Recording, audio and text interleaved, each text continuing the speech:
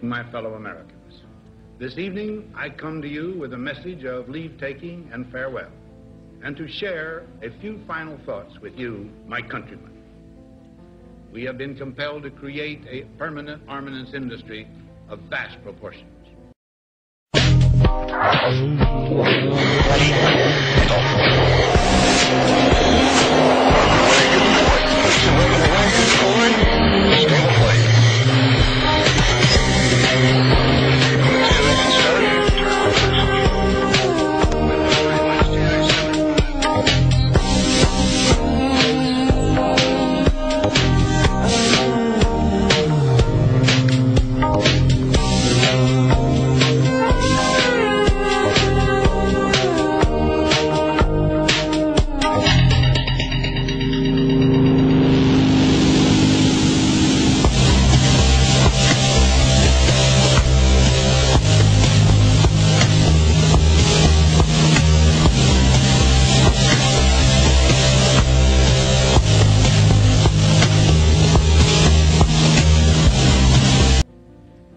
$3.5 million men and women are directly engaged in the defense establishment.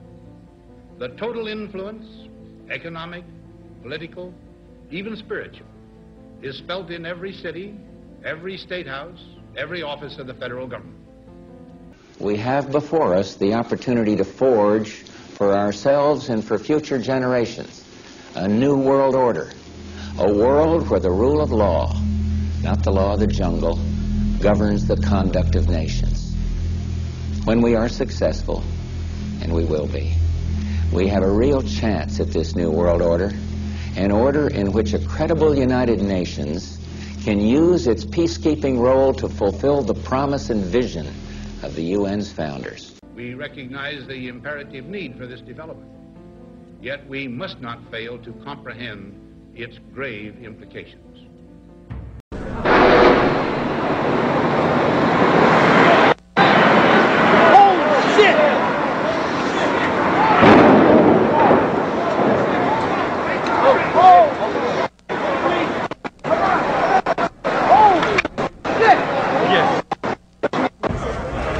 This just in, you were looking at obviously a very disturbing live shot there. That is the World Trade Center, and we have unconfirmed reports this morning that a plane has crashed into one of the towers of the World Trade Center. The plane was coming in. I noticed it a second before it hit the building. It looked like it was moving slowly, and it lined itself up to hit the building directly. The doorman goes to me, "Wow, I never seen a plane flying so low." And we looked out at it, all of a sudden, boom, it seemed like it wasn't even real. I'd say the whole takes about, looks about 6, 7 floors were taken out. And there's more explosions right now. Hold on, people are running. Listen, hold on just a moment. We got an explosion inside. The building's exploding right now. You got people running up the street. Okay. I'll tell you what's going on.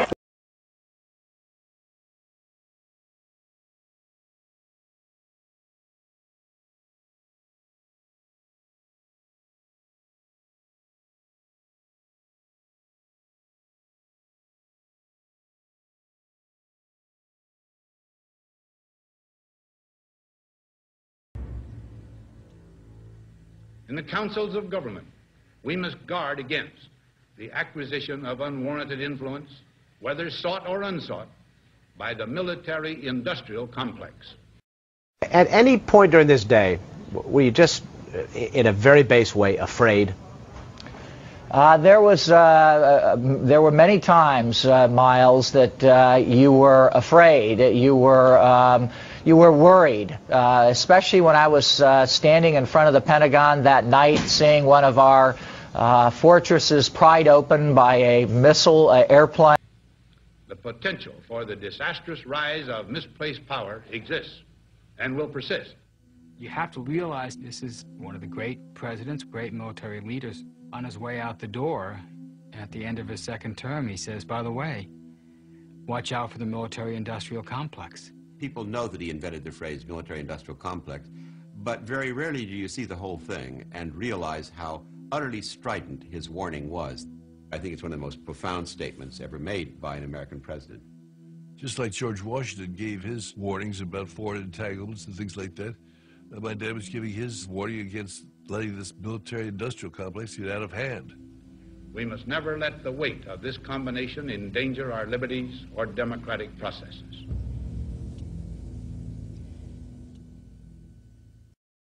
From 1945 and the end of the war through 1989 and the end of the Cold War, we had a worldview.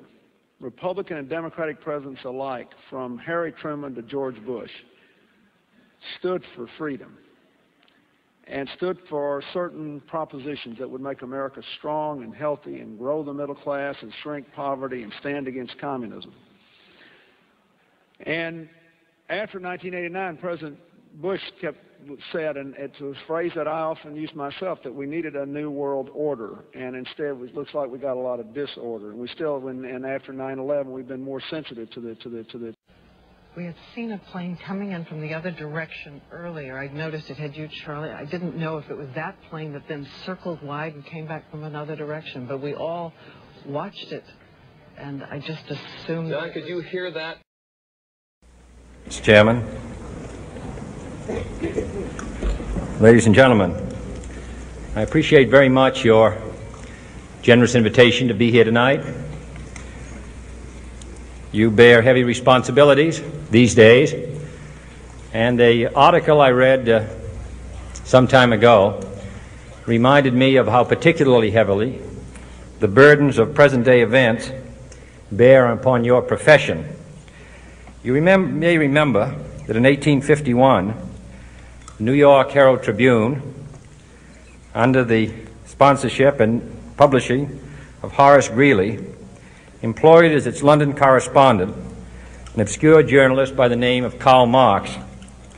We are told that foreign correspondent Marx, stone broke, and with a family ill and undernourished, constantly appealed to Greeley and managing editor Charles Dana for an increase in his munificent salary of $5 per installment, a salary which he and Engels ungratefully labeled as the lousiest petty bourgeois cheating.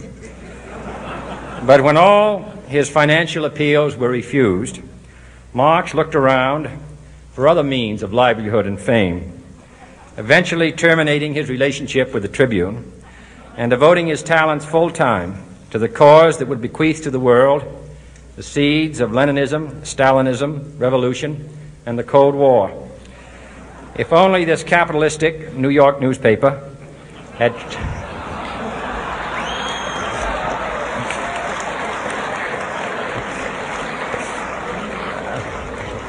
had treated him more kindly, if only Marx had remained a foreign correspondent, history might have been different. And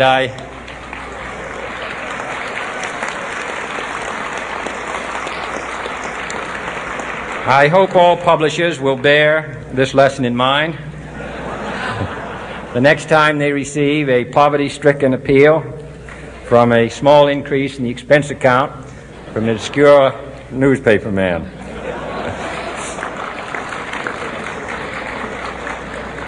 Go back to bed, America. Your government has figured out how it all transpired. Go back to bed, America. Your government is in control again.